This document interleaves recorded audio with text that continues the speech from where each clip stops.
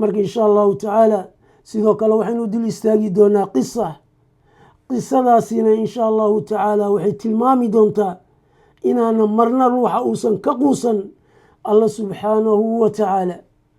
qisadaas ayaan doonayaa marka inaan dul istaago insha allahu tacaala. qisadaasina waxaa la sheegaa xilligii nabiyullaahi muusa calayhi salaam inay qisadaasi markaasi ay dhacday. waa qiso xaqiiqdii ku sugan cibra. marka insha allahu tacaala waxaan dul istaagi doonaa qisada iyada ah insha allahu tacaala.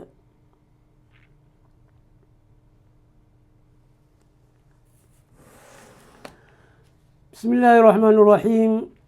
الحمد لله رب العالمين والعاقبة للمتقين ولا عدوان إلا على الظالمين. قيبتي لبات آيدي أن كلمة ديدو أهيت لله ملك السماوات والأرض آيدي أهيت وإنو قصر شاكين إن الله سبحانه وتعالى إنو مارتي دادك مارتي فمن لذا مرنا فمن أوسيو هوين كلية قبل كلية مرنا أوسيو ويلل إيه قبل إسكو جرا marna qayb uu ka dhigo dad aan maaragtay awlaadba maaragtay aan dhalin ayay ahayd. marka qisadan in dul istaagi doonaa insha allahu tacaala. jaaءat imra'atun ilaa nabiyillaahi muusa calayhi salaam. haweeney baa waxay u timid nabiyullaahi muusa calayhi salaam. faqaalad marka waxay tidhi yaa nabiy allah, nabigi ilaahayow, inii anigu imra'atun baan ahay lam alid aanan dhalin, bimacnaa caqiima, imra'a caqiima, haweeney guursatay oo awlaaddii ka soo daahday oo aan weligeedba awlaad aan dhalin ayaan ahay. markaabay waxay ku tidhi fadcu llaaha caza wajalla, alla subxaanahu watacaala waxaad ii baridaa oo ii weydiisa an yarsuqniya alwalad, inuu awlaad isiiyo walad. sidaas ayaana habboon dadka saalixiinta ah ee alla subxaanahu watacaala ku xiran in duca markaasi laga dalbo. nabiyullaahi muusa calayhi salaam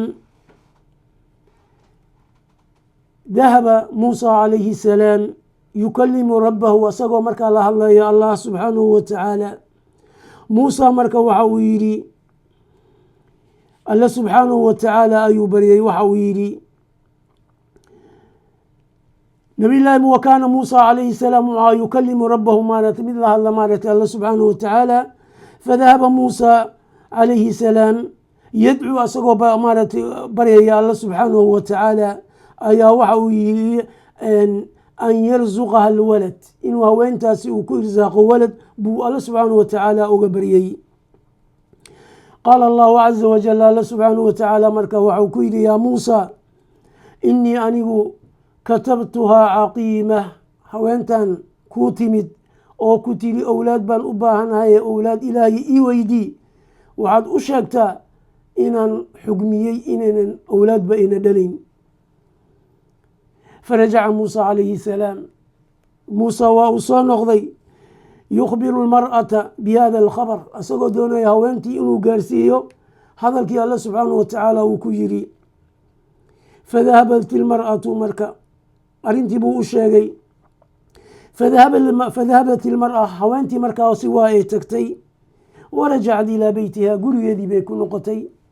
bacda zaman, muddo ka gadaal markii ay ka soo wareegtay ayay jaaءad ilaa muusa calayhi salaam, nabiyullaahi muuse mar labaad u timid.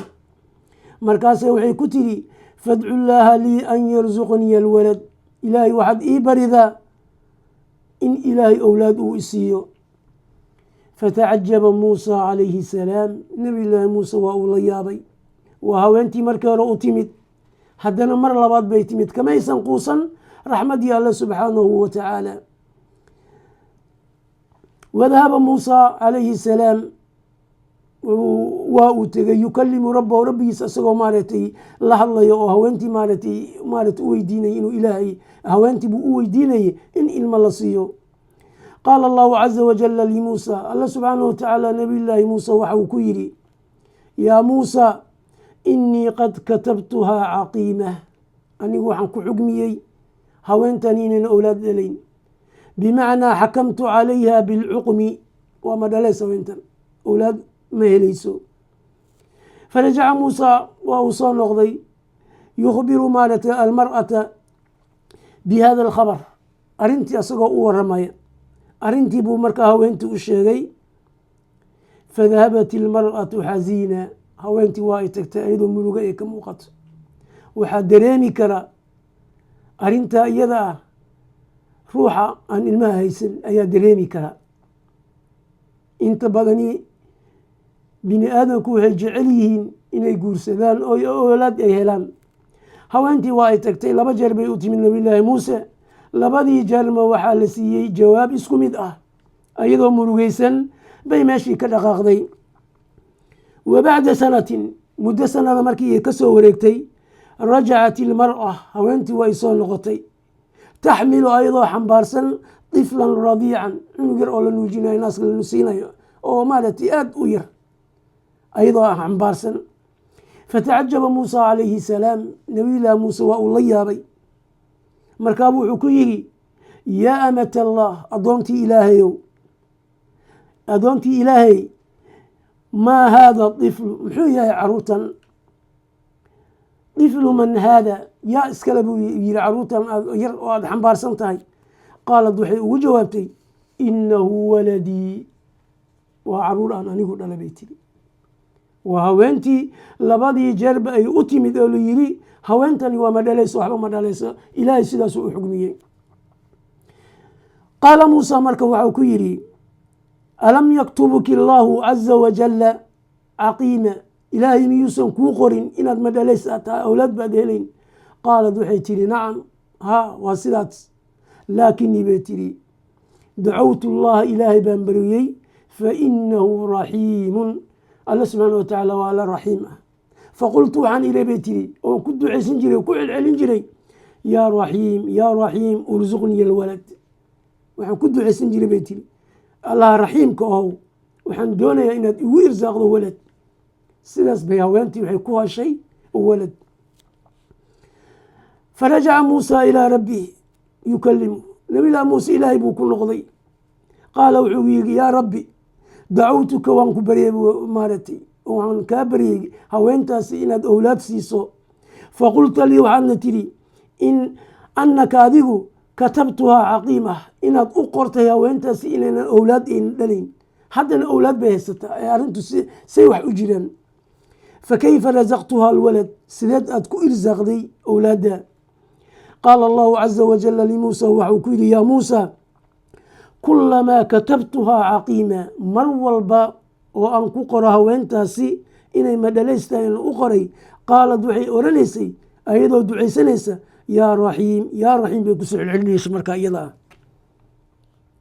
مركا الله سبحانه وتعالى وحويري فسبقت رحمتي بقدرتي أوديدي وحكسو هرمرين حريستيدي سلاسان قبدي هوانتي وحن كسي وير أولاد. مركا أيها الإخوة مع شاهدك قصة وحايتهي لا تيأسوا من رحمة الله. قفك بني آدم كمرنا ينوسا كقوسا رحمة الله سبحانه وتعالى. هذا بقى محينو كقادنينا قصة إيضاء. أولا وحينو كقادنينا روح أد أركت إنه جاي روح أهل التقوى أو وناكسن أو مسلم أو إلهي كحرا أو عبادة بدن إلى تراهدو إلهي إيبري وأرين جائسة. ميدا لبعض وحينو كقادنينا dadku mar walba inay alla subxaanahu watacaala xaggiisa ku xirnaadaan ay ogaadaan awlaadu in alla subxaanahu watacaala xaggiisa ay ka timaado. midda saddexaad oo cajiibka ah waxa ay tahay ruuxa marna inuusan ka quusan ducadii alla subxaanahu watacaala inuu mar walba ilaahay duceysto oo ilaahay wax weydiisto. alla subxaanahu watacaala wuxuu oranayaa waidaa saalaka cibaadii cannii fainii qariibun ujiibu dacwata addaaci idaa dacaan فليستجيبوا لي وليؤمنوا بي لعلهم يرشدون. الله سبحانه وتعالى داد ويديستو واوكو دوياي واوكو اجيبيا. مركا روحا مسلم كاه مرنا انو سن كقوسا نحريس الله سبحانه وتعالى. دادك مركا ان شاء الله تعالى وان عرورتي هلين oo maaragtay doonayay inay awlaad Allah subhanahu wa ta'ala xaqiisa ka maaragtay way ka helaan inay mar walba ku dadaalaan inay ilaahay ay baryaan in badan. xiliyada ugu wanaagsan nabiyullaahi zakariya inuu soo marnay xilliyada dambe buu alle subxaanahu watacaala maaratay mixraabkiisa inta uu galo buu ilaahay baryi jiray. akhiiran alle subxaanahu watacaala nabiyullaahi zakariya isagoo waayeel oo da-dii ka daba timid oo xaaskiisii da-dii ka daba timid buu alle subxaanahu watacaala haddana awlaad uu siiyey. marka insha allahu tacaala dadka aan awlaada haysan waxaan kula talinayaa xilliga dambe ee thuluthuleylka loo yaqaano inuu ruuxa soo kaco uu 2 ragca u dukado in badan uu alle subxaanahu watacaala awlaad u weydiisto. insha allahu tacaala ruuxii sidaa sameeyana alle subxaanahu watacaala waxa uu siinayaa awlaad. insha allahu tacaala intaasaan kusoo gabagabaynaya kelmadii. wamaa ana ilaa bashar fain asabtu famin allahi wain akhtatu famin nafsi washayطaan wasalaamu اllahi calaykum waraxmatuhu wabarakaatuh.